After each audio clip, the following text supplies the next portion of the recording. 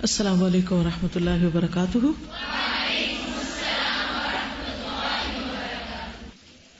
نحمده ونصلی علی رسولہ الکریم، اما بعد فاعوذ باللہ من الشیطان الرجیم، بسم اللہ الرحمن الرحیم، رب اشرح لی صدری ویسر لی امری واحلل عقدۃ من لسانی یفقہوا قولی۔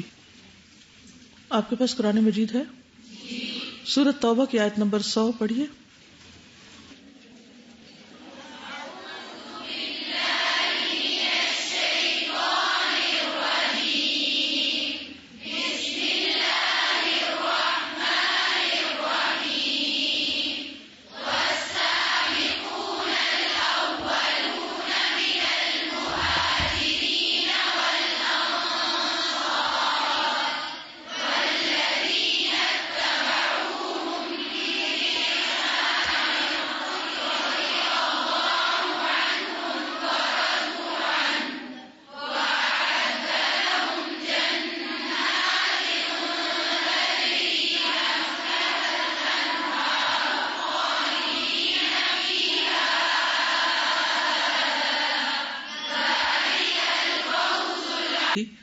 کہ قرآن پڑھ کر یا سن کر ان کے اوپر کیا کیفیات طاری ہوتی ہیں، کیونکہ چہرے آپ کے دل کے عکاس ہوتے ہیں، اور قرآن جب دل پہ اترتا ہے تو لازمی طور پر چہرے سے نظر آتا ہے۔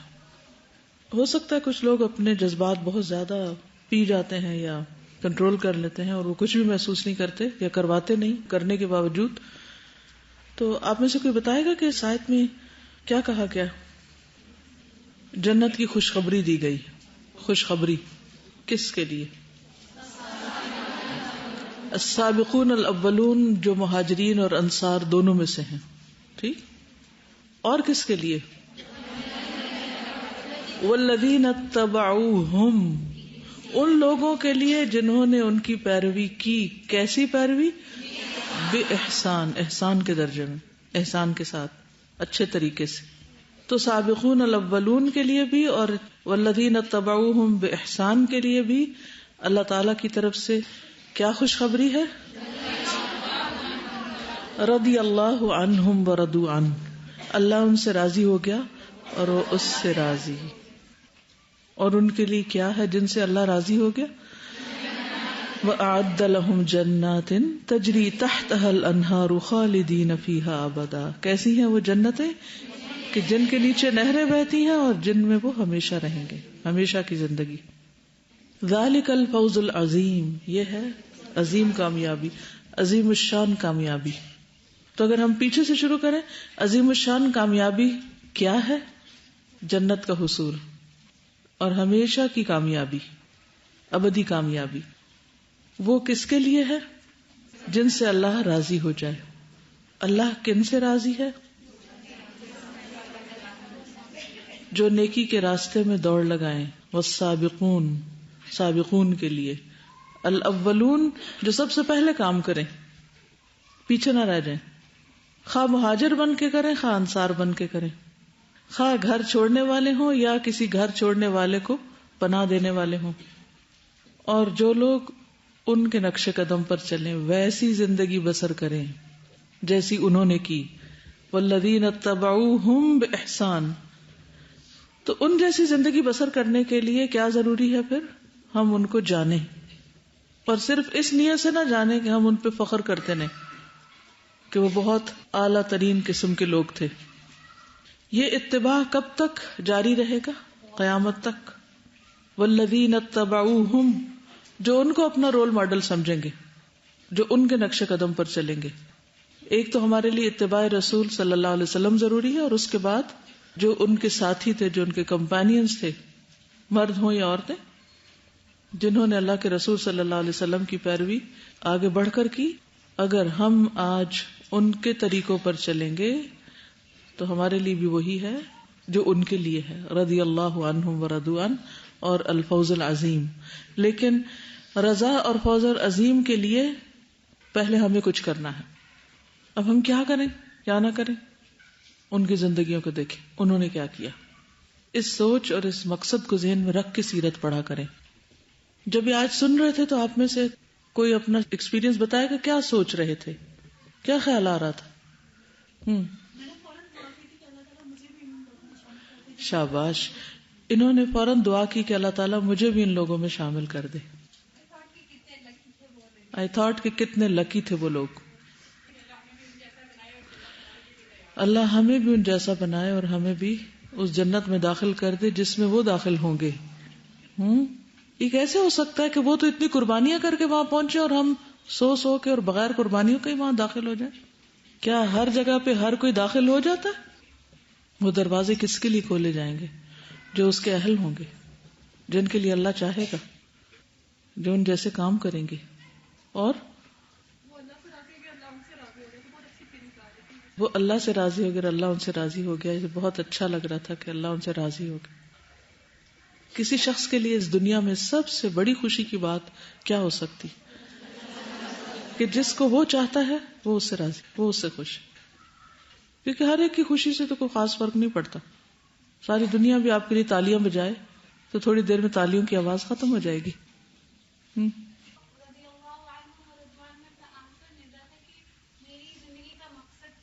زندگی کا مقصد کیا ہونا چاہیے؟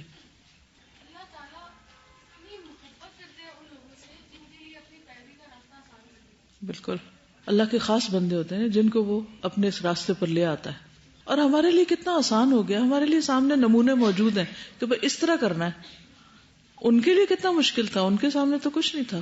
نبی صلی اللہ علیہ وسلم تو تھے, لیکن وہ پہلے لوگ تھے نا جو اس میدان میں کودے اور پورا رسک لیا, ہر چیز چھوڑی اس کے لیے.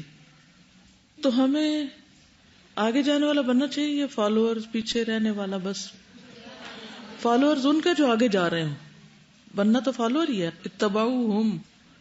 لیکن کون؟ جو خود آگے جا رہے ہیں, نہ کہ جو پیچھے رہ رہے ہیں, ان کے طریقے پہ چلیں. جی آپ کچھ کریں.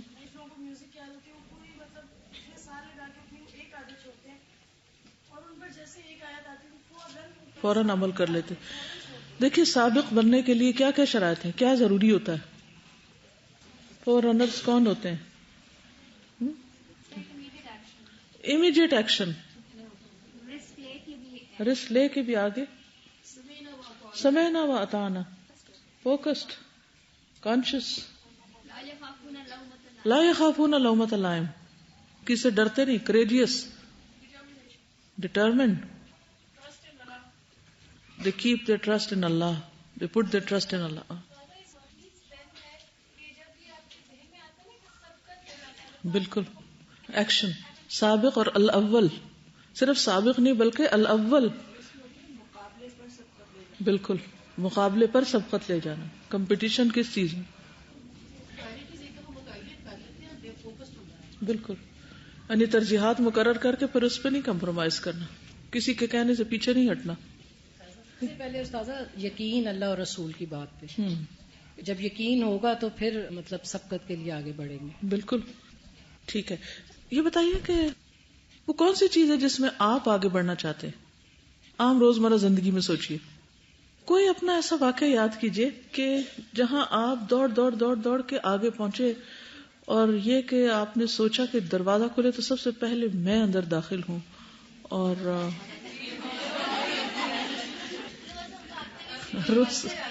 ٹھیک ہے, یونیورسٹی کا پوائنٹ.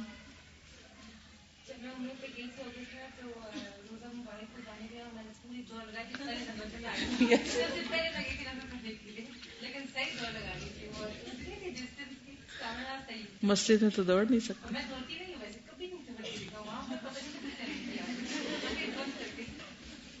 اس میں کتنی تھرل بھی ہوتی ہے نا, آگے جانا آگے جانا آگے جانا, اس پہ راضی نہیں, اور آگے جانا اور آگے جانا. اپنے بارے میں سوچیے, وہ کون سی چیزیں ہیں کہ جن میں میں چاہتی ہوں کہ اور آگے بڑھوں, اور آگے جاؤ اور آگے جاؤ, اور اونچا اور اونچا. سوچا کیجئے, ٹھیک ہے نا. تو جس انسان کے اندر یہ جذبہ پیدا ہو جاتا ہے نا, آگے جانے کا شوق پیدا ہو جاتا ہے, تو پھر وہ اس کے مطابق زندگی بسر کرتا ہے.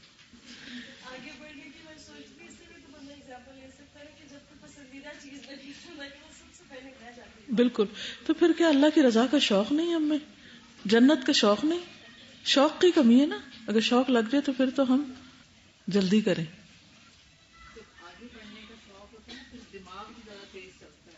بالکل. تو متحرک ہو جائیں. سست بیٹھنے والے آگے نہیں جاتے. کچھ لوگوں کی دوڑ آخرت کے لیے ہوتی ہے اور کچھ کی دوڑ دنیا کے لیے ہوتی ہے. ٹھیک ہے, دوڑتے سبھی ہیں کیونکہ اللہ نے دوڑنے والا بنایا ہے.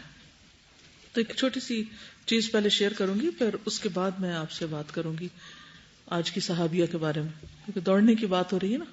تو مختلف قومیں, مختلف افراد کس طرح دوڑتے ہیں, کن چیزوں کے لیے دوڑتے ہیں, کیسے کام کرتے ہیں. یہ ایک آرٹیکل ہے چھوٹا سا قومیں, جاوید چودھری کا. لکھتے ہیں کہ یہ جرمنی کا واقعہ ہے. میرے ایک دوست 80 کی دہائی میں 80s میں جرمنی میں کام کرتے تھے. یہ زرعی آلات کی فیکٹری تھی. میرا دوست صبح 7 بجے فیکٹری جاتا, شام 5 بجے واپس آ جاتا.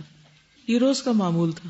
ایک رات یہ گھر میں بیٹھا تھا, فیکٹری سے اس کے جرمن کولیگ کا فون آ گیا. کولیگ کو ڈیزائن کی فائل نہیں مل رہی تھی. میرا دوست رات کو کولیگ کا فون سن کے حیران رہ گیا. وہ جرمن کولیگ کے ساتھ اس کے دفتر سے گھر گیا تھا, یعنی دفتر سے وہ دونوں ہی گھر گئے تھے. چنانچہ اس کو دوبارہ دفتر جانا اور رات 10 بجے اسے فون کرنا بڑی حیران کن بات تھی. میرا دوست گھر سے فیکٹری چلا گیا. وہ فیکٹری پہنچا تو وہاں کا ماحول دیکھ کے پریشان ہو گیا. فیکٹری کی تمام لائٹس آن تھی, مشینیں چل رہی تھیں, دفتر کھلا تھا اور جرمن مزدور دھڑا دھڑ کام کر رہے تھے. میرے دوست نے فائل نکالی, اپنے کولیگ کو دی اور اس سے پوچھا, تم لوگ یہاں کیا کر رہے ہو؟ جرمن کولیگ نے حیرت سے کہا, کیا تم نہیں جانتے کہ ہم جرمن شام کے کھانے کے بعد دوبارہ فیکٹری آتے ہیں اور رات 12 بجے تک کام کرتے ہیں. میرے دوست کو یہ معلوم نہیں تھا. اس نے معذرت کر لی. جرمن کولیگ بولا, ہم جرمن پورے ملک میں رات کے وقت بھی 2-3 گھنٹے کام کرتے ہیں. ہم جرمن پورے ملک میں, صرف اس فیکٹری میں نہیں, پورے ملک میں رات کے 2-3 گھنٹے بھی کام کرتے ہیں, دن کے کام کے علاوہ. میرے دوست نے پوچھا, کیا یہ اوور ٹائم ہوتا ہے؟ اس نے جواب دیا, نہیں, بلکہ ہم یہ کام مفت کرتے ہیں. میرے دوست نے پوچھا, اور کیا یہ تمام جرمنوں کی عادت ہے؟ اس نے جواب دیا, ہاں, یہ پورے جرمنی میں تمام سرکاری اور غیر سرکاری اداروں میں ہوتا ہے. ہم لوگ شام کے وقت گھر جاتے ہیں, بچوں سے ملتے ہیں, کھانا کھاتے ہیں, چائے کافی پیتے ہیں اور دوبارہ دفتر آ جاتے ہیں کام کرنے کے لیے, اور رات گئے واپس گھر جاتے ہیں. میرے دوست نے پوچھا, تمہیں اس کا کیا فائدہ ہوتا ہے؟ اس نے جواب دیا, ہم یہ کام مالی فائدے کے لیے نہیں کرتے, مزید مال کمانے کے لیے نہیں کرتے. یہ نیشنل سروس ہے, اس کا فائدہ پوری قوم کو ہوتا ہے. دوسرا, ایکسٹرا کام کی وجہ سے ہماری مہارت میں بھی اضافہ ہوتا ہے. جب زیادہ کام کرتے ہیں تو اسکل بڑھتی, ہم اپنے کام میں زیادہ ماہر ہو جاتے ہیں. میرے دوست نے پوچھا, لیکن آپ لوگ ہم غیر ملکیوں کو اس سروس میں شامل کیوں نہیں کرتے؟ اس نے جواب دیا, آپ ہمارے مہمان ہیں, آپ پیسے کمانے جرمنی آئے ہیں, ہم آپ پر بوجھ نہیں ڈالنا چاہتے. ہم جرمن بھی اس کے پابند نہیں, یعنی ہمارے اوپر کسی کی پابندی نہیں کہ ہم بھی ضرور کام کریں. ہم اگر رات کی شفٹ میں فیکٹری نہیں آتے تو ہمیں کوئی نہیں پوچھ سکتا, کوئی کچھ نہیں کہتا, مگر ہم میں سے اکثریت اسے اپنی ذمہ داری سمجھ کر یہاں آتی. میرے دوست نے اس سے آخری سوال پوچھا, لیکن تمہارے ایکسٹرا کام کا فائدہ فیکٹری مالک کو ہوتا ہے, یعنی تم اتنا جو کام کرتے تمہیں کیا ملتا ہے؟ اس کو ملتا ہے سب کچھ, اس کی دولت میں اضافہ ہو رہا ہے, تم فائدے میں شیئرز کیوں نہیں طلب کرتے؟ اس نے ہنس کر جواب دیا, میں کماؤں یا میرا مالک کمائے, فائدہ بہرحال جرمن قوم کو ہوگا, فائدہ جرمن قوم کو ہوگا. میرے کام سے میرے مالک کو زیادہ بچت ہوگی, سیونگ ہوگی. یہ اس بچت سے دوسری فیکٹری لگائے گا, اس فیکٹری میں نئی جابز نکلیں گی, ان جابز میں میرے کسی بھانجے, بھتیجے, بھائی, بہن یا بچی کو فائدہ ہوگا. لہذا مجھے اس معاملے میں بخل سے کام نہیں لینا چاہیے. یہ دلائل سن کر میرے دوست کے ماتھے پہ پسینہ آ گیا. میرے دوست کے لیے حیرانی کی دوسری بات ڈیوٹی کی پابندی تھی.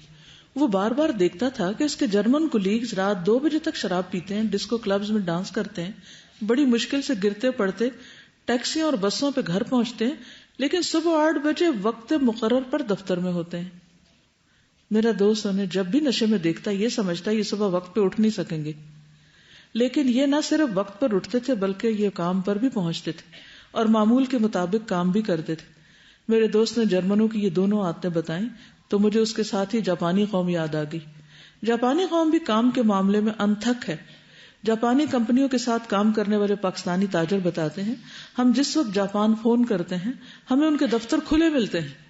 ہم جب بھی فون کرتے ہیں دفتر کھلے ملتے ہیں, اور دوسری طرف سے باقاعدہ رسپانس بھی ملتا ہے. مجھے لاہور کے ایک دوست نے دلچسپ بات بتائی. یہ دوست جاپان سے کاغذ امپورٹ کرتا ہے. دوست نے بتایا مجھے جاپان سے اکثر رات کے وقت فون آ جاتا ہے. وہ لوگ مال کے بارے میں پوچھتے ہیں یا پھر بتاتے ہیں. میں نے ایک دن ان سے پوچھ لیا آپ لوگ کس وقت کام سٹارٹ کرتے ہیں؟ انہوں نے جواب دیا ہم صبح 6:30 بجے دفتر آ جاتے ہیں. میں نے پوچھا واپس کب جاتے ہیں؟ انہوں نے جواب دیا عموماً رات کے 7-8 بج جاتے ہیں. میں نے پوچھا کیا دفتر کے تمام لوگ اسی وقت آتے ہیں؟ اس نے جواب دیا نہیں، بعض لوگ صبح 5-5:30 بھی آ جاتے ہیں اور ہمارے بعد گھر جاتے ہیں. میں نے پوچھا کیا ان لوگوں کو اوور ٹائم ملتا ہے؟ اس نے جواب دیا نہیں، ہم اوور ٹائم نہیں لیتے، ہم کام ختم کرنا اپنی ذمہ داری سمجھتے ہیں کہ اسائنمنٹ پوری کرنی. ہم میں سے جو شخص کوئی کام شروع کرتا ہے وہ اس وقت تک گھر نہیں جاتا جب تک کام مکمل نہیں ہو جاتا. میں نے پوچھا لیکن تمہیں اس مشقت سے کیا ملتا ہے؟ اس نے جواب دیا تسکین، اطمینان اور خوشی. یہ جرمنی اور جاپان 2 ایسے ملکوں کی مثالیں ہیں جو دوسری جنگ عظیم میں مکمل طور پر تباہ ہو گئے. برطانیہ اور اس کے اتحادیوں نے دوسری جنگ عظیم کے بعد جرمنی کو آپس میں تقسیم کر لیا. کساد بازاری، افراط زر کی یہ حالت تھی کہ چائے کیتلی سے کپ میں گرتے گرتے مہنگی ہو جاتی تھی. لوگ بوریوں میں نوٹ بھر کے لے جاتے اور بڑی مشکل سے 1 کلو آلو ملتے. جرمنی کا ہر دوسرا مرد قبرستان میں تھا اور پہلا زخمی. جنگ کے 10 سال بعد تک خواتین کو شادی کے لیے مرد نہ ملتے. جاپان کی حالت اس سے بھی پتلی تھی. جاپان کے 2 جدید اور صنعتی شہر ناگاساکی اور ہیروشیما ایٹم بم سے تباہ ہو گئے تھے. جنگ میں ناکامی کی وجہ سے پوری قوم ڈی مورلائز تھی. امریکیوں نے جاپان کے تمام وسائل پہ قبضہ کر لیا تھا، فوج ختم کر دی، ہتھیار ضبط کر لیے، شہریوں کو جبری مشقت پہ لگا دیا. لیکن صرف 10 برسوں میں جاپان اور جرمنی نہ صرف اپنے قدموں پہ کھڑے تھے بلکہ یہ ترقی کی دوڑ میں سرپٹ بھاگتے ملکوں کی فہرست میں شامل تھے. ہم آج جرمنی اور جاپان کی ترقی کو دیکھتے ہیں تو ہماری ٹوپیاں فرش پہ آ جاتی ہیں اور ہم اپنے آپ سے پوچھتے ہیں کیا کبھی ہم بھی جاپانی یا جرمنی بن سکیں گے؟ اور اس کے ساتھ ہی ہمارے ذہن میں ہمالیہ جتنا بڑا نہیں جگمگانے لگتا. یہ نہیں ہو سکتا، ہم نہیں یہ کر سکتے. ہم جرمنی اور جاپان کیوں نہیں بن سکتے؟ اس کی واحد وجہ ہمارا رویہ ہے. ہم کام نہیں کرتے. ہم 18 کروڑ لوگوں میں سے 90% لوگ کام کو توہین سمجھتے ہیں. وہ مائنڈ کرتے ہیں کہ کوئی انہیں کام کہے. باقی جو 10% کام کرتے ہیں وہ بھی کام کو بوجھ سمجھ کر سر سے پٹکتے رہتے ہیں. آپ صبح دفتروں کا چکر لگا کے دیکھ لیجئے، ہمارے سرکاری اور غیر سرکاری دفتروں میں 10-10:30 بجے تک حاضری پوری نہیں ہوتی. لوگ 4 بجے سے پہلے گھروں کو جا چکے ہوتے ہیں اور ان 4-4.5 گھنٹوں کے درمیان چائے، لنچ اور 2 نمازوں کے وقفے بھی آتے ہیں. ہم مسلمان ہیں، ہم پر نماز فرض ہے، لیکن کیا ڈیوٹی چھوڑ کر، کام چھوڑ کر اور سائلوں کو سخت سردی اور گرمی میں بٹھا کر یہ سب درست ہے؟ یعنی کھانے اور لنچ اور چائے. آپ کو دنیا کے کسی ملک میں دفتروں، فیکٹریوں یا ورک پلیسز پر مندر، چرچ یا سینیگوگ نہیں ملے گا، کیونکہ لوگ ڈیوٹی کے دوران عبادت کو اچھا نہیں سمجھتے. ہمیں ضرور نماز پڑھنی چاہیے، لیکن ہمیں نماز کے وقت کے برابر اپنی ڈیوٹی بھی بڑھا لینی چاہیے. یعنی نماز فرض ہے ہم پہ، ہم نے پڑھنی ہے، لیکن جتنی دیر نماز پڑھنے میں لگائیں اتنا پھر ایکسٹرا کام بھی کریں. ہمیں 5 کے بجائے 5:30 یا 6 بجے تک ڈیوٹی کرنی چاہیے تاکہ ہم اپنا وہ وقت پورا کر سکیں جس کا ہم معاوضہ لے رہے ہیں. اسی طرح ہم لوگ صرف ڈیوٹی پر آنے کا معاوضہ لیتے ہیں، ہم کام کی تکمیل، کام کی نفاست کا معاوضہ نہیں لیتے. چنانچہ ہم دفتروں اور فیکٹریوں سے یوں بھاگ کر باہر نکلتے ہیں جیسے وہاں آگ لگ گئی ہو. ہم اپنے کام کو دوسرے کا کام سمجھتے ہیں اور ہمارا یہ رویہ بھی ملک کو معاشی قدموں پر کھڑے نہیں ہونے دے رہا. ہم اگر اس ملک کو جرمنی اور جاپان کی طرح دیکھنا چاہتے ہیں تو پھر ہمیں جاپانی اور جرمنوں کی طرح کام کرنا ہوگا، ورنہ ہم اسی طرح بھیک مانگتے رہیں گے. اور ہم تو امت کے لیے کام کر رہے ہیں، جنت کے لیے کام کر رہے ہیں، آخرت کے لیے کام کر رہے ہیں. اور حال کیا ہے؟ فجر کی نماز پڑھنی مشکل ہے. اس کے لیے بھی کوئی 100 دفعہ جگائے تو جب تک قومی مزاج نہ بدلے، جب تک as a nation, as a group ہم کام نہ کریں، ٹیم ورک نہ ہو اور السابقون الاولون کو فالو نہ کریں کہ انہوں نے سخت محنت کی تھی. جہاد کا معنی کیا ہے؟ سخت محنت، اٹ موسٹ اسٹرگل. یہ ہمارے دین کا ایک رکن ہے اور ہم اس کے بغیر ہی جنت کے سودے کیے ہوئے. ہم میں سے ہر شخص اپنی اپنی جگہ سوچے، اپنے سونے اور جاگنے کے دوران بھی کام کی پروڈکٹیوٹی اور اپنے کام کو مکمل کرنے کا جو ذمہ ہے ہم پر، جو فرض کے درجے میں. نفل تو کوئی نہیں پوچھ رہا یہاں آپ سے کہ اوور ٹائم ضرور کریں، بلکہ جو کرے بھی تو اس کو کیا کہتے ہیں؟ بے وقوف. جو زیادہ کام کرے وہ بیوقوف ہوتا ہے. طرح طرح کی مثالوں سے اس کو ڈسکریج کیا جاتا ہے. مجھے یاد ہے کہ کچھ عرصہ پہلے ایک میٹنگ کی تھی میں نے، اور جتنے بھی اسٹاف تھے ان سب کو میں نے یہ کہا کہ آپ ڈیوٹی ٹائم پر اپنا ذاتی کوئی کام نہ کریں. تو کسی نے مجھے لکھا کہ کیا پھر گھر میں بھی ہم ڈیوٹی کا کوئی کام نہ کیا کریں؟ یعنی اگر گھر کا کام یہاں نہیں کرنے دیتے تو یہاں کا کام گھر میں کیوں دیتے ہیں؟ گھر میں نہیں ہم دیتے، لیکن آپ اپنا کام پورا نہ کریں تو پھر کہیں تو پورا کرنا ہے. جو کام یہاں پورا نہیں ہوا پھر کہیں اور کریں، کیونکہ کام پورا کرنا نا. ورنہ ہمارا ایک ایک پروجیکٹ سالوں لٹکتا چلا جاتا ہے اور پورا نہیں ہوتا کہ ہم پورا نہیں کرتے. اور ہمیں یہ پتا ہے کہ ہمارے ایک ایک لمحے کو اللہ گن رہا ہے اور اس پر بہترین اجر دینے والا ہے. ہم نہیں گنتے، وہ گن رہا ہے. اس کے باوجود ہمیں کوئی یقین نہیں کہ ہمیں کچھ ملے گا. ان لوگوں کو تو صرف دنیا کا فائدہ نظر آ رہا ہے کہ ہم کام کریں گے تو ہماری قوم کو کچھ ملے گا. تو قوم کے لیے کام کریں، ہم دین کے لیے کر رہے ہیں، ہم جنت کے لیے کر رہے ہیں، آخرت کے لیے کر رہے ہیں، اللہ کی رضا کے لیے کر رہے ہیں. اور حالات ہمارے کیا ہیں؟ وفاداری ہے نا. جس نے سب کچھ دیا اس کے وفادار تو بنے. تو جو اپنے رب کا وفادار نہیں وہ کسی اور کا کیا ہوگا؟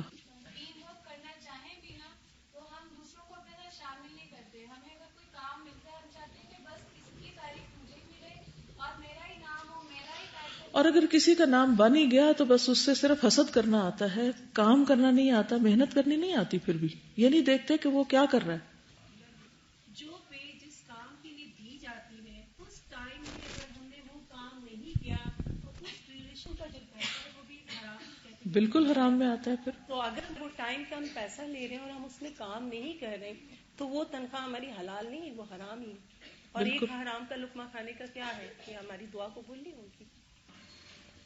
السلام علیکم استاذہ. اسی سے ریلیٹڈ وہ بات ہے نا جو میں آپ سے شیئر کر رہی تھی کہ جب ہم نے جنگ کا جو ای پیپر تھا اس میں اشتہار دینے کے بارے میں ان سے بات کر رہے تھے ہم، تو میں نے ان کو سجیسٹ کیا کہ آپ ویک اینڈز پہ جو اخبار ہے نا اس کے اندر ہمارا اشتہار چلائیے گا کہ اس وقت زیادہ ویورشپ ہوتی ہے. تو انہوں نے کہا نہیں آپ غلط سمجھ رہی ہیں، ویک ڈیز میں اخبار زیادہ پڑھا جاتا ہے. جیسے ہی لوگ دفتر پہنچتے ہیں اور وہ سب سے پہلا کام صبح کو، انہوں نے ٹائم سپین بھی بتایا کہ صبح 8 بجے سے لے کے شاید 10 بجے تک یا 11 بجے تک یہ پوری نیٹ پہ اخباریں پڑھتے رہتے ہیں.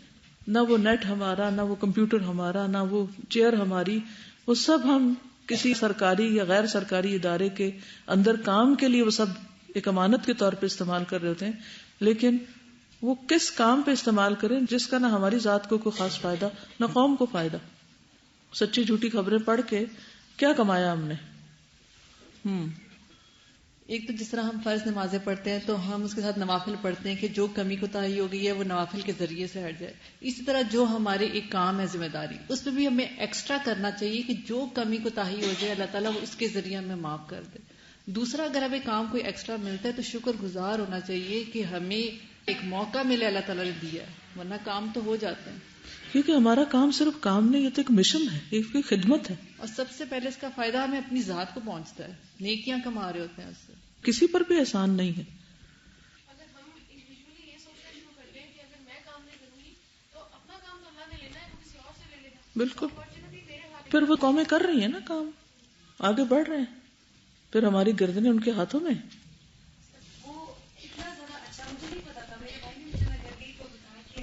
وہ آیا اس دن اور اس نے جو ہمارا دودھ دے جاتا ہے اس سے 1/2 kg زیادہ دے کے گیا.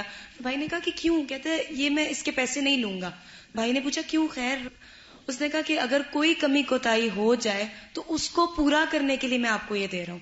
اور مجھے صرف یہ حیرت ہو رہی تھی کہ اس کو کس نے کہا؟ نا ہم نے کہا کبھی، مطلب یہ بات کیسے اس کے ذہن میں آئی؟ ضمیر ہے نا، اللہ نے اندر بھی ایک کہنے والا رکھا ہے، اگر کوئی اس کی آواز ہی سن لے.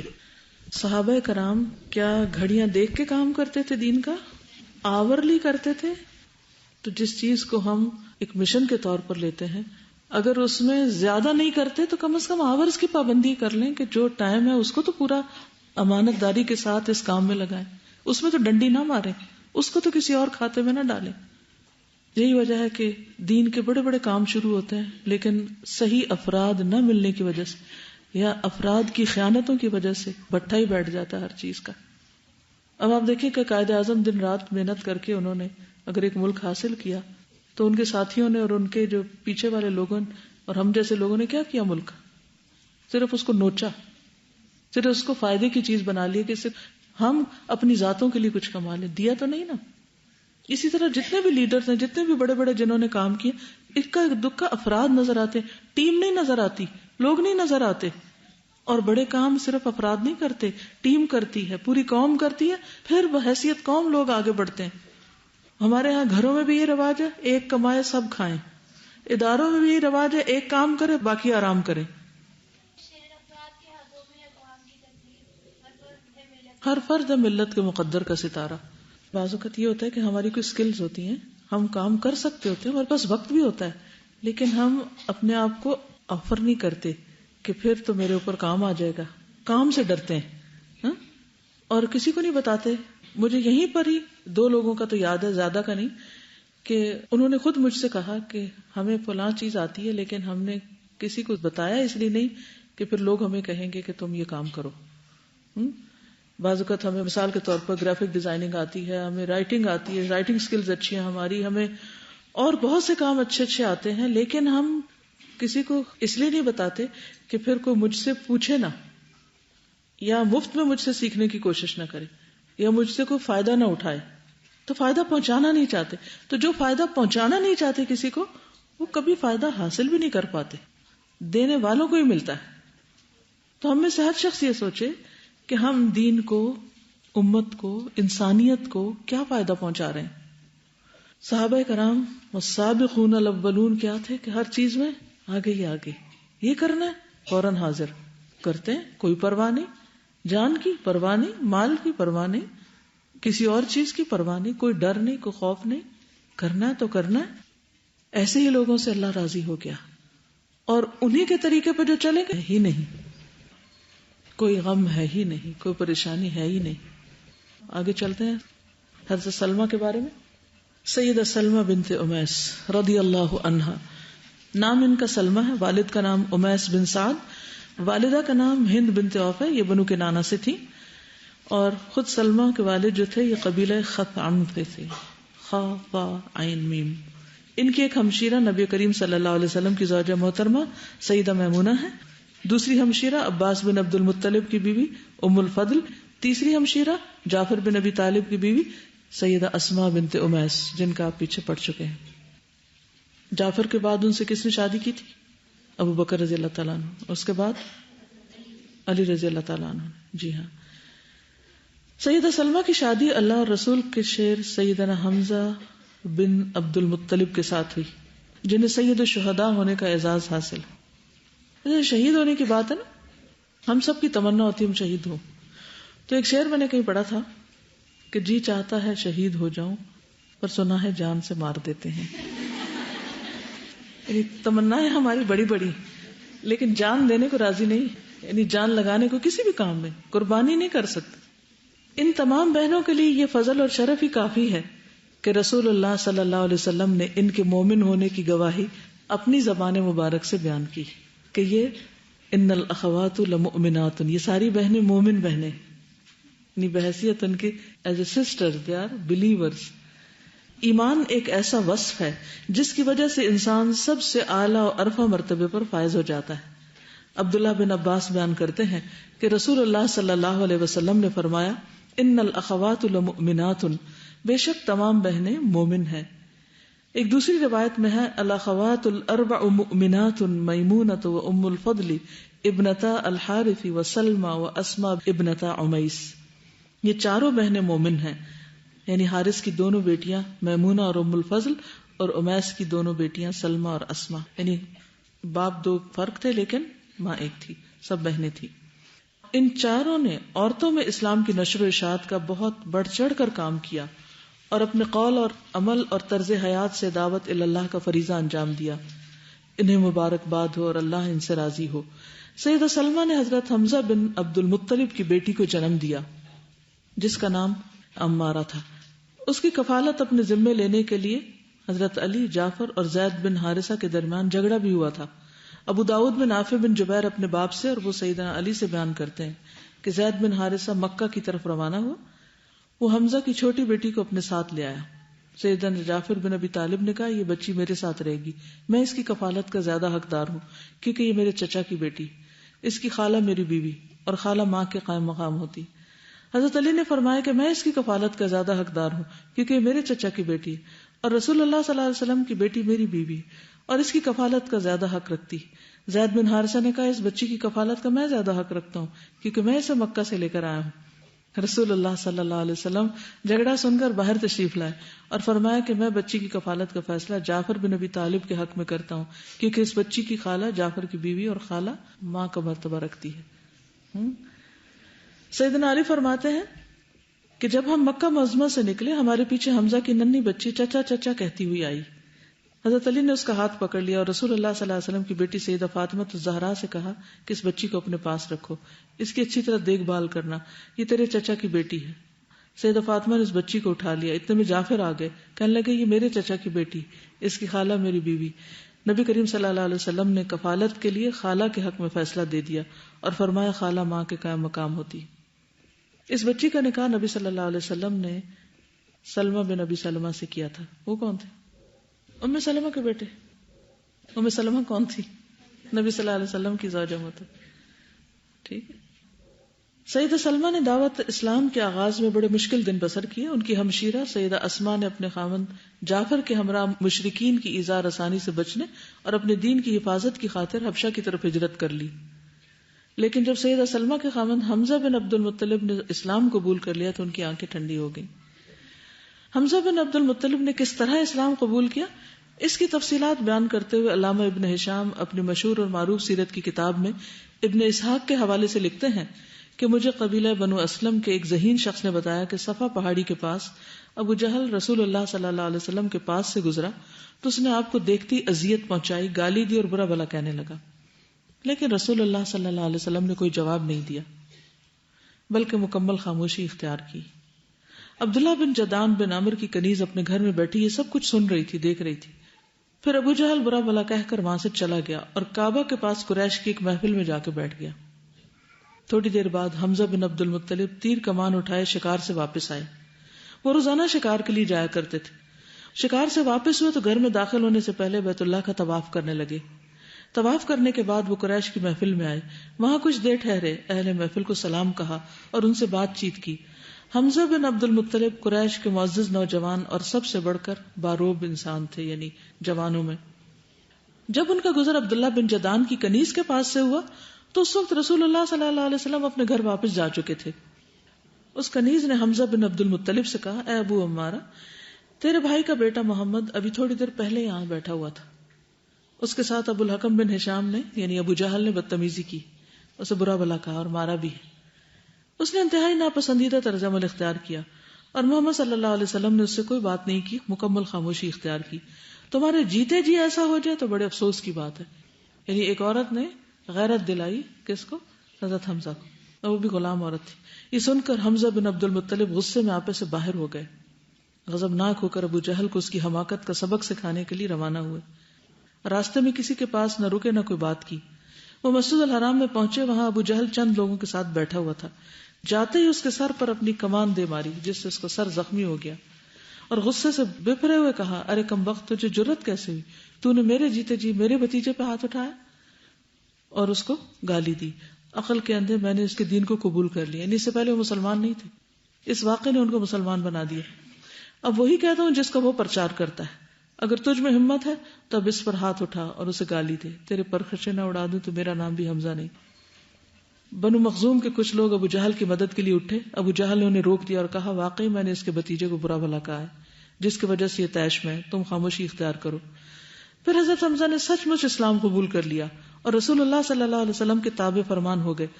حضرت حمزہ کے اسلام قبول کرنے پر قریش نے یہ جان لیا کہ اب رسول اللہ صلی اللہ علیہ وسلم مزید معزز اور محفوظ ہو گئے. حمزہ بن عبد المطلب ان کی حفاظت کو ترجیح دیں گے. قریش محتاط ہو گئے اور ان ریشہ دوانیوں سے باز آ گئے جو سیدنا حمزہ کے اسلام قبول کرنے سے پہلے وہ محمد صلی اللہ علیہ وسلم کے ساتھ کیا کرتے تھے. اس سے کیا پتہ چلتا ہے؟ یعنی حضرت سلمہ کو پہچاننا ہے تو یہ دیکھیں کہ وہ کس کی بیوی تھی. حضرت حمزہ کی بات اس لیے ہوئی. اور پھر حضرت حمزہ کی پہچان کیونکہ بہت ارلی ایج میں وہ دنیا سے بھی چلے گئے، نہیں شہادت ہو گئی ان کی. تو جب تک زندہ رہے تو کیسے زندہ رہے، کس کریج کے ساتھ، کس بہادری کے ساتھ، کس شجاعت کے ساتھ اور کس ولولہ انگیزی کے ساتھ. اس واقعے سے کیا بات سیکھی آپ نے, کیا سبق سیکھا؟ ہم بہت سے کام کرنا چاہتے ہیں, کیوں نہیں کر سکتے؟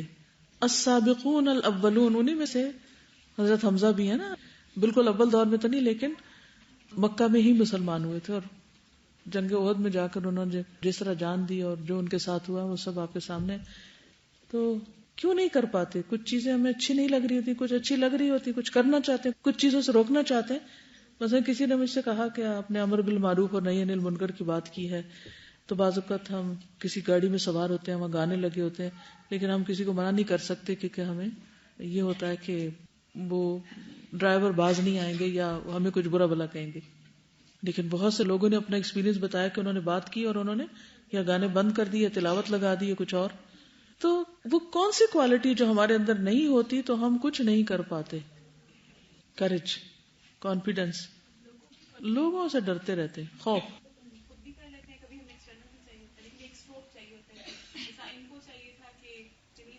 جی, بعض اوقات کچھ خیر اندر ہوتی ہے لیکن کوئی ایسا واقعہ ہو جاتا ہے یا کوئی ایسی چیز سامنے آتی تو وہ پردہ پھاڑ دیتا ہے وہ, اور انسان پھر آگے بڑھ جاتا ہے.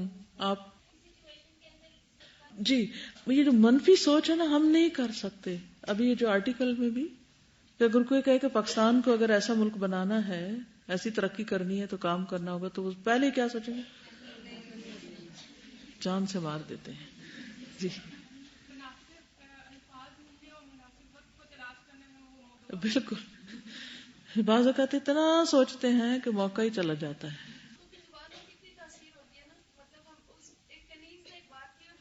یس, شاباش, گڈ پوائنٹ. آپ دیکھیں کہ ایک عورت کی بات کے اندر ایسی تاثیر ہوتی ہے بعض اوقات. وہ غلام عورت تھی اور ایک کنیز تھی, لیکن اس کے دل سے نکلی ہوئی بات تھی. اس نے وہ منظر دیکھا تھا اور وہ منظر اس نے بیان کیا, کسی اور نے نہیں. اور اس بات کا حضرت حمزہ کے دل پہ اثر ہو گیا. جیسے حضرت عمر کو مسلمان کرنے والی کون تھی؟ حضرت عمر بھی بہت بہادر انسان تھے نا. اچھا, ہم بہادروں سے صرف ڈر ہی جاتے ہیں کہ ان کو نہیں کچھ کہنا, ان کی بہادری ہم پہ نہ آ جائے.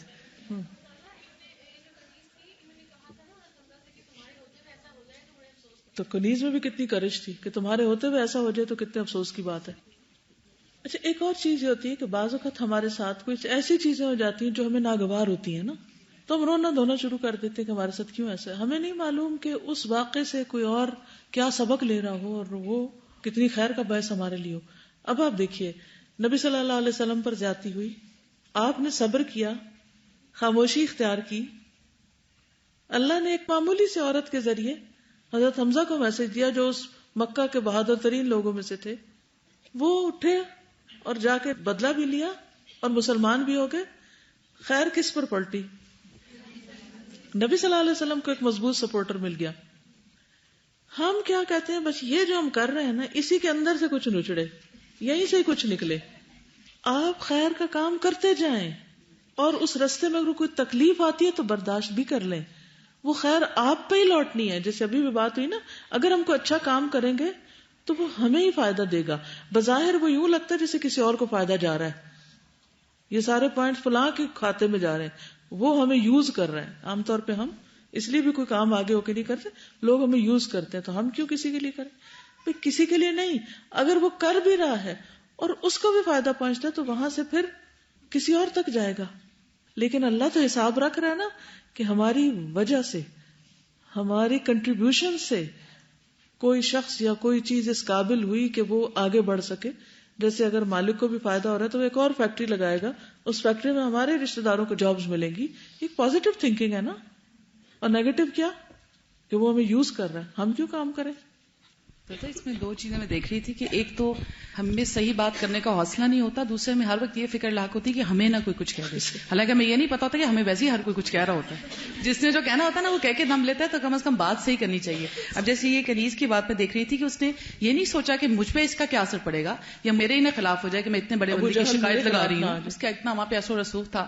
دوسری چیز وہ جو آپ نے آرٹیکل پڑھ کے سنایا, میں اس میں یہ دیکھ رہی تھی وہ جو پاکستانی بندہ تھا جس نے جاوید چودھری کا جو دوست آپ نے بتایا, وہ ہر بات میں یہ پوچھا تھا کہ آپ کو اس سے کیا ملتا ہے. ہماری ذرا نفسیات کا اندازہ لگائے نا, ایزوڈیشن کہ یہ چیز ہمیں اس سے کیا ملتا ہے.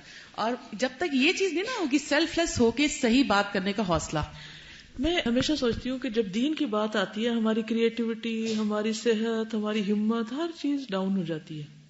جب پرسنل انٹرسٹ آتا ہے تو ساری چیزیں باہر آ جاتی ہیں. سب کچھ کر لیتے ہیں ہم کیونکہ پرسنل انٹرسٹ ہے نا، ذات کو تسکین مل رہی ہے. تو جب تک ہم اپنی ذات سے نہیں نکلیں گے نا اور بڑے فائدے کے لیے کام نہیں کریں گے تو کام نہیں ہو سکتا. آپ کو بھی فائدہ تبھی ملے گا جب آپ صرف ذات کے لیے نہیں دین کے لیے کریں گے، کیونکہ انما الاعمال بالنیات. آگے چلتے ہیں. سیدنا حمزہ بن عبد المطلب کے اسلام قبول کرنے کے حوالے سے یہ بھی سیرت کی کتابوں میں ہے کہ وہ فرماتے ہیں کہ میں نے غصے میں آ کر یہ تو کہہ دیا کہ میں وہی کہتا ہوں جس کا پرچار محمد کرتے ہیں صلی اللہ علیہ وسلم، لیکن جب میرا غصہ ٹھنڈا ہوا تو مجھے شرم سی محسوس ہوئی. لوگ میرے بارے میں کیا سوچیں گے کہ میں نے اپنے آباء و اجداد کے دین کو ترک کر دیا. یہ شیطان ہمیشہ آتا ہے سیکنڈ تھاٹ لے کے. میں شکوک و شبہات کی دلدل میں پھنس گیا. میری نیند جاتی رہی. پھر میں کعبہ کے پاس آیا، اللہ تعالیٰ سے گڑ گڑا کے دعا مانگی کہ حق کے لیے میرا سینہ کھول دے. یہ بھی بڑی انسانی نفسیاتی کیفیت ہے کہ بعض اوقات انسان ایک دعویٰ کر بیٹھتا ہے اور جب عمل کی باری آتی ہے تو شیطان پیچھے کر دیتا ہے نا.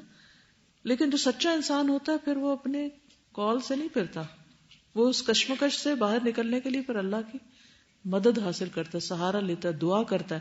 یہی چیز یہاں ہے کہ میرے سینہ کھول دے، میرے دل سے شک و شبہ ختم کر دے.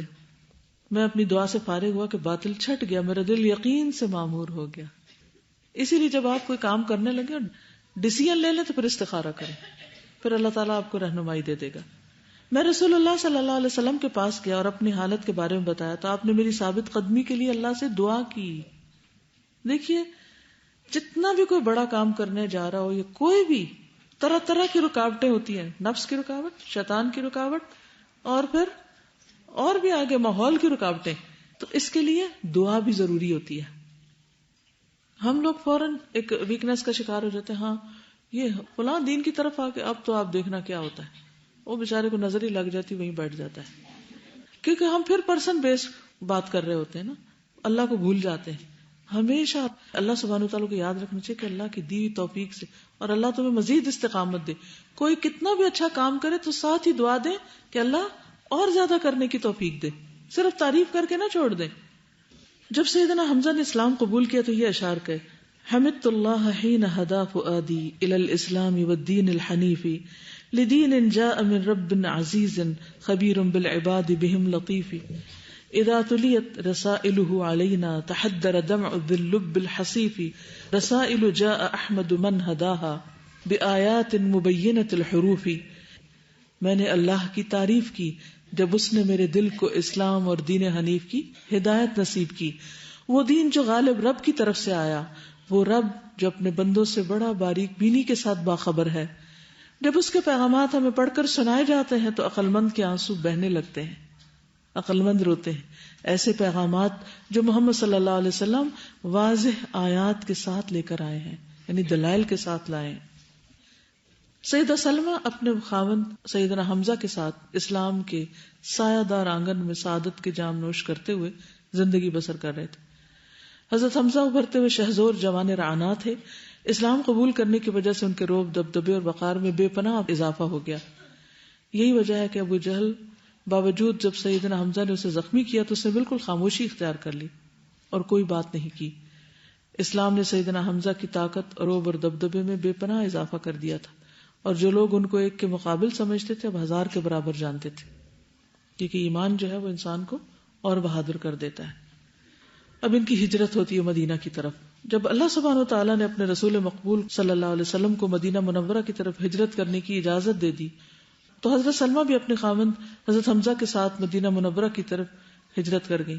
رسول اللہ صلی اللہ علیہ وسلم نے مدینہ پہنچنے کے بعد سب سے پہلا کام مسجد نبی کو تعمیر کرنے کا کیا اور اس کے ساتھ ازواج مطہرات کی رہائش کے لیے حجرے تعمیر کیے. پھر غزوہ بدر ہوا، اس میں سیدنا حمزہ نے حیرت انگیز کارنامے سر انجام دیے. جنگ بدر میں بہت سے سرکردہ مشرکین تحقیق کر دیے جن میں شیبہ بن ربیعہ سر فہرست تھا. پھر حضرت علی بن ابی طالب اور سیدنا حمزہ نے مل کر عتبہ بن ربیعہ کو قتل کیا جسے عبادہ بن حارث نے زخمی کیا تھا. جنگ بدر میں مسلمانوں کو فتح نصیب ہوئی.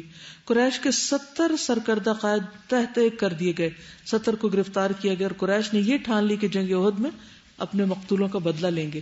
ہند بن عتبہ کے باپ، چچا اور بھائی کو جنگ بدر میں قتل کر دیا گیا تھا. اس نے وحشی بن حرب نامی غلام کو بھاری انعام کا لالچ دے کر اس بات پر آمادہ کیا تھا کہ اگر وہ میرے باپ، چچا اور بھائی کے بدلے میں حمزہ بن عبد المطلب کو قتل کر دے تو اسے منہ مانگا انعام دوں گی۔ وحشی بن حرب نیزے کو استعمال کرنے کا بہت ماہر تھا۔ وہ انعام کے لالچ میں آخر میدان جنگ میں اترا اور حضرت حمزہ کی حرکات و سکنات کو بڑی گہری نظر سے دیکھنے لگا، یعنی اس کا اور کوئی کام نہیں تھا، وہ ایک ہی شخص کے پیچھے تھا۔ اس نے دیکھا کہ حضرت حمزہ مشرکین کے پرخچے اڑا رہے ہیں۔ جب وہ لڑتے ہوئے اس کی زد میں آئے تو اس نے پورے زور سے نیزہ مارا جو حضرت حمزہ کے پیٹ میں پیوست ہو گیا، اسی سے وہ شہید ہو کر زمین پر گر پڑے۔ اسی وقت ہند دوڑی آئی جب اسے پتا چلا کہ وہ شہید ہو گئے۔ اس نے حضرت حمزہ کا پیٹ چاک کیا، ان کا جگر نکالا، چبا کے تھوک دیا۔ پھر ہند نے حضرت حمزہ کا مسئلہ کیا، انہیں ناک کان کاٹ ڈالے۔ جب رسول اللہ صلی اللہ علیہ وسلم نے حضرت حمزہ کی لاشیں کو دیکھا تو آپ بہت غم زدہ ہوئے۔ حضرت سلمہ نے عدت گزاری، جب عدت پوری ہو گئی تو ان کے ساتھ شداد بن حارث اللیثی نے شادی کر لی اور ان سے ایک بیٹے کو جنم دیا جس کا نام عبداللہ بن شداد رکھا گیا، اور یہ بہت فقیہ اور محدث بنے تھے۔ سیدہ سلمہ نے اللہ تعالیٰ اور رسول مقبول کی اطاعت میں مشغول رہتے ہوئے زندگی بسر کی اور پھر اپنے خالق حقیقی سے جا ملی۔ اللہ تعالیٰ ان پر اپنی رحمت کی بارش برسائے۔ چند باتیں اور ان کے بارے میں۔ حضرت حمزہ کی شہادت کا تو آپ نے پڑھا کہ صرف نیزہ لگ کے شہید نہیں ہوتے بلکہ ان کا اندر کی سب چیزیں بھی چبائی گئیں اور پھر ان کے کان، ناک وغیرہ اور باقی اعضاء کاٹ دیے گئے۔ لیکن یہ دنیاوی طور پر سب صدمہ تھا۔ نبی صلی اللہ علیہ وسلم نے ان کے بارے میں فرمایا، سید الشہداء سید الشہداء عند اللہ یوم القیامہ حمزہ بن عبد المطلب، قیامت کے دن اللہ کے نزدیک حمزہ بن عبد المطلب شہداء کے سردار ہوں گے۔ کتنا بڑا مقام ملا۔ دنیا میں اگر اللہ کی خاطر انسان کو کسی قسم کی کوئی تکلیف یا نقصان برداشت کرنا پڑے تو اللہ تعالیٰ اس کا بہترین اجر اور بہترین صلہ عطا فرماتا ہے۔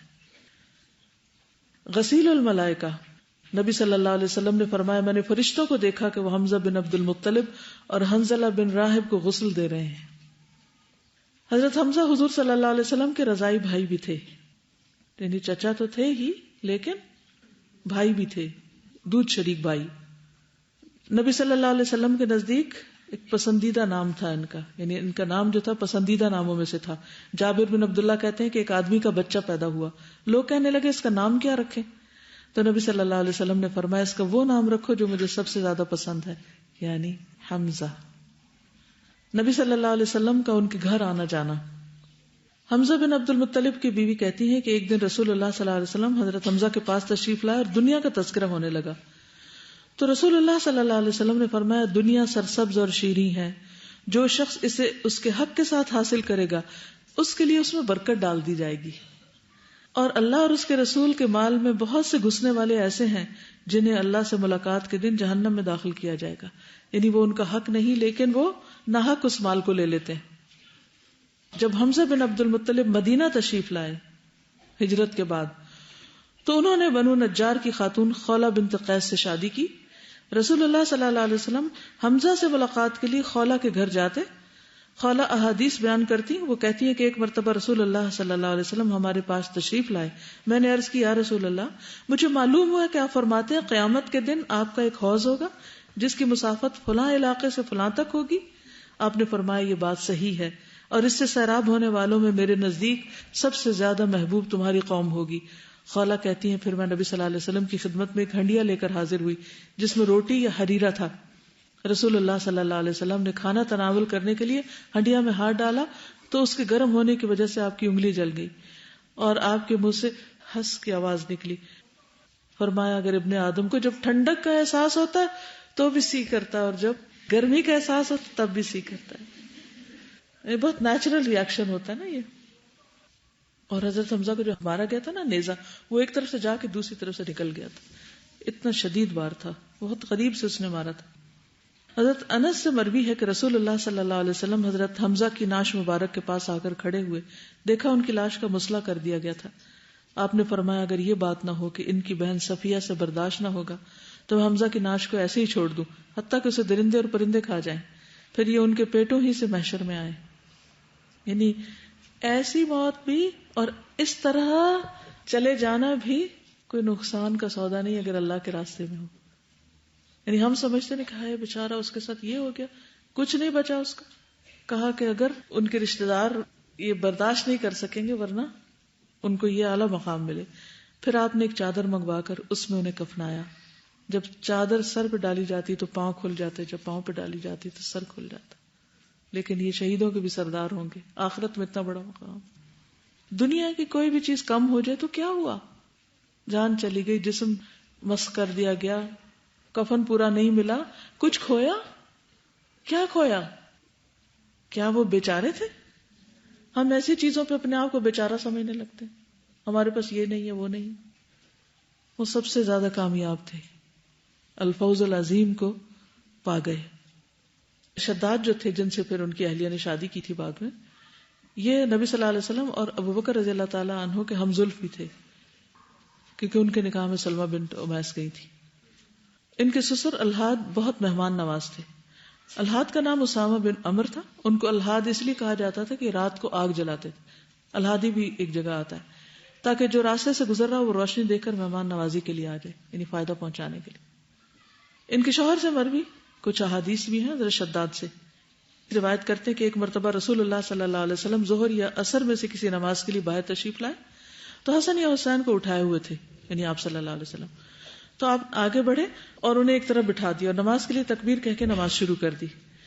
دوران نماز جب آپ سجدے میں گئے تو خوب طویل کیا. میں نے درمیان نماز سر اٹھا کر دیکھا تو ایک بچہ حضور کی پشت پہ سوار تھا. اتنا لمبا سجدہ کیوں, اٹھ کیوں نہیں رہے؟ تو انہوں نے ایسے کر کے دیکھا. میں یہ دیکھ کے دوبارہ سجدے میں چلا گیا. جب حضور صلی اللہ علیہ وسلم نماز سے فارغ ہوئے تو لوگوں نے عرض کیا, یا رسول اللہ, آپ نے اس نماز میں بہت لمبا سجدہ کیا. ہم سمجھے شاید کوئی حادثہ پیش آ گیا, ختم تو نہیں ہو گئے, یا آپ پر وحی نازل ہو رہی ہے, یعنی گمان ہر طرف جاتے ہیں نا. آپ نے فرمایا ان میں سے کچھ بھی نہیں ہوا, البتہ میرا بیٹا میرے اوپر سوار ہو گیا تھا اور میں نے اسے اپنی خواہش کی تکمیل سے پہلے جلدی میں مبتلا کرنا اچھا نہ سمجھا. بچوں کو ٹائم دینا چاہیے. ہم ذرا سی بات بتاتے ہو نہیں کرتے تھے, ہم جلدی کیوں نہیں کر رہے, فوراً کرو, ابھی کر لو. آپ نے نماز لیٹ کر دی کہ یہ اپنا ٹائم لے لے. ہم میں سے کتنوں میں یہ پیشنس ہے کہ ان کو یہ ٹائم دے دیں, اچھا کر لو, کوئی بات نہیں. ان کا بیٹا جو عبداللہ بن شداد تھے, جو حضرت سلمہ کے جو بیٹے تھے, یہ امام اجلی اور خطیب بغدادی کہتے ہیں کہ یہ کبار اور ثقہ تابعین میں سے تھے. فقیہ اور کثرت سے حدیث روایت کرنے والے تھے, محدث تھے. اور پھر ان کے اساتذہ کرام یہ جن سے انہوں نے روایات کی وہ پہلے تو ان کے اپنے والد, پھر حضرت عمر, پھر طلحہ, معاذ, عباس, ابن مسعود, ابن عباس, ابن عمر, عبداللہ بن جعفر, اور یہ خالائیں اسماء بنت امیس, میمونہ رضی اللہ تعالی عنہا اور ان کی بہن, اور حضرت حمزہ کی بیٹی حضرت عائشہ اور حضرت ام سلمہ, ان سب سے انہوں نے روایت کیا ہے. پھر کتب ستہ کے راوی بھی ہیں. عبداللہ بن شداد سے مروی ہے کہ میمونہ رضی اللہ عنہا نے کہا کہ نبی صلی اللہ علیہ وسلم چھوٹی چٹائی پر نماز پڑھا کرتے تھے, جس سے پتہ چلتا ہے کہ مصلی بچایا جا سکتا ہے.